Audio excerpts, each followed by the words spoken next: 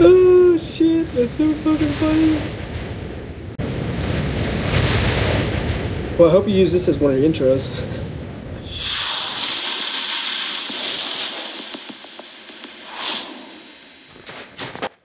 What's going on, guys? Riggs here, and a ton of you have been asking me to do a review on the global version of the G36C, mainly because I already did a review on the G36C, but that was over on the Chinese version, and boy, can these two weapons not be, the two same weapons be any more different. The Chinese version, it's an AKM with a 6X on it. I mean, it is pretty much impossible to control.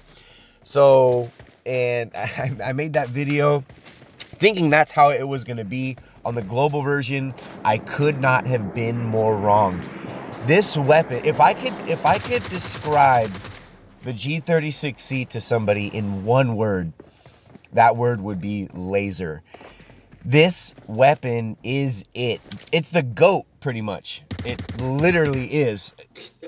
The way I see it, the G36C on the global release, it's a breed between the UMP9 and the M416. If those two guns had a baby, it would be the G36C. It's an AR. It's a 4-point attachment, so obviously you can put any sight on it from iron sights to 6X. Of course, you can have any muzzle attachment, flash hider, compensator, or suppressor, of course, which is actually what I prefer, mainly because you don't even need a comp on it because it has no recoil, like literally none. Now, as far as grips, pretty much what I use for all my SMGs and even ARs for that matter is either a half grip or a vert grip. Those are my two favorite. If you're a big fan of using ADS as opposed to hip fire, go ahead and throw a thumb grip on this thing and wait until you see how quickly you can pull up that ADS and lock on target. And as far as the other attachment, as it's a 4-point attachment weapon, last but not least is the mags, of course. Extended quick draws going, to be your go-to, right? And it's going to carry 40 rounds when you have an extended or an extended quick draw, a 30 if it's just regular quick draw, or no magazine at all. Another good thing also, well, it is similar to the Chinese version as far as how common you can find this weapon. I played 4 matches in Bikini last night, and in every single match I was able to find a G36C. And again, for those of you that don't know, this replaced the Scar L only on the Bikini map. So if you guys didn't notice these highlights that you're watching, I specifically wanted to use more hip firing as opposed to ADS, just to, again, just get a feel. Look at that fucking snake. And there you have it. Look at that fucking snake. You get taken out by a snake. That game was actually a really good game too. But yeah, so that game I did more hip firing than I would normally, just so I could get a feel for the weapon. And supposedly if you put a laser attachment on a weapon, it increases the accuracy of hip firing. G36er? I have to test that out myself, but being a CLOT player, I really prefer, if I can, I'm going to be using ADS. So, but yeah, it's a very, very common weapon that you can find on Bikini. Now, one thing I wanted to talk about is damage. And for those of you that missed the last video, and I can go ahead, I mean, it's a pain in the ass to do it, but I guess I can throw it back up on the screen for you guys. But the amount of damage that these weapons do, because some people will come out and they're quick to come out and say, oh, the AUG-A3 is the best gun in the game because, the most damage out of all the 5.56 weapons. Or they'll say the M4 does the most damage, or the Scar. I mean, people are just pulling these numbers right out of their asses. So, let me be the first one to tell you. Well, the first one to tell you was probably Bushko. But I'll be the second one to tell you that all of the 5.56 assault rifles do the same damage. It doesn't matter if it's the AUG, if it's the M4, if it's the Scar L, if it's the QBZ. I'll have a little QBZ action a little bit later in this video. If you're a fan of the QBZ, the G36C, the M16, all of these 5.56 caliber assault rifles do the same damage. The difference in each of these weapons are the type of attachments that it can take. For example, the M4 obviously has the tac stock, right? The other ARs don't. And of course, just the overall gun handling, how the recoil is. The Scar L has a very different recoil than the QBZ. The QBZ has a different recoil than the M4, so on and so forth. The thing is about the G36C is the lack of recoil. There's none.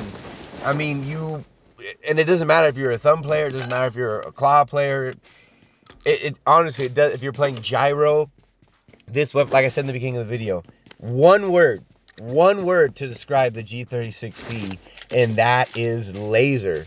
Or maybe two words, laser. No, is laser being one word?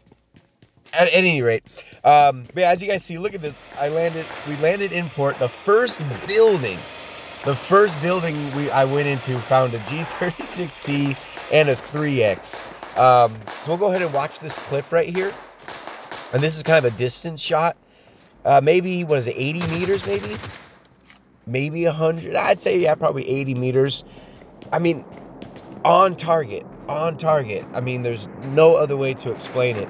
So why this gun is the way it is in the Chinese version, I have no idea. They definitely need to patch it because it's a completely different weapon. And a lot of people are saying that they actually want the G36C in all of the maps. Is that going to happen? Some people are rumoring that it was. My idea is no. It'd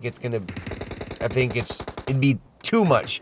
There'd be too many different weapons to choose from, and it would just be kind of overwhelming and even overbearing. You know, I mean, it makes sense what they did. I know a lot of people, like I've said before, the Scar L has a cult-like following behind it, but the reason why PUBG is doing what they're doing with these weapons is they want to give these maps a unique feel to them, a reason for people to play them. The last thing they want to do is put out a map that is just more of the same, right? So they have to add things, they have to add new elements onto these maps to get people to play on them, right? Just like how they added that dynamic weather to Miramar. It's the same kind of thing to entice people to play on these other maps. So my overall thoughts on the G36C, it's an incredible weapon. What it's going to come down to is preference. And I say that because not everybody even likes Vikendi. Some people don't like the map. So if you don't like that map, you're not going to be playing with the G36C. Same thing with Sonok. Some people might not ever play Sonok, meaning they'll never get to play with the QBZ. So again, it's all going to come down to preference. And at the end of the day, my humble opinion is I think all of these weapons are good. Somebody made a comment in a video, 1 or 2 videos back, saying that they saw me switch my weapon like 6 or 7 times throughout the match. I'm to the point where, I mean, yeah, I have preferences, but it comes down to the point to where you can pretty much use any one of these weapons. And if you understand recoil control, any one of these weapons are going to be good.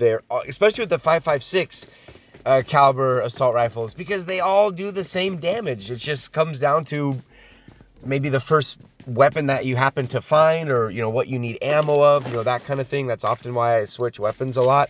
But if you guys look at these clips, I mean, the QZB Rex, the G36C Rex. So yeah, it's pretty much just going to come down to preference. We'll go ahead and strap this one up though. My favorite on this is going to have to be the 3X. Like I said earlier, the suppressor, because it has no recoil, you don't even need a comp. Extended quick draw, and here's the vert. Well, actually, we'll go ahead and throw the half on there.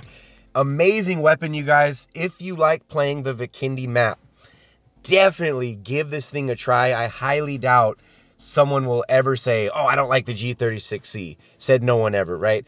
But like, comment, and subscribe. This has been Riggs from Riggs Gaming with the G36C Global Review. Thanks for watching.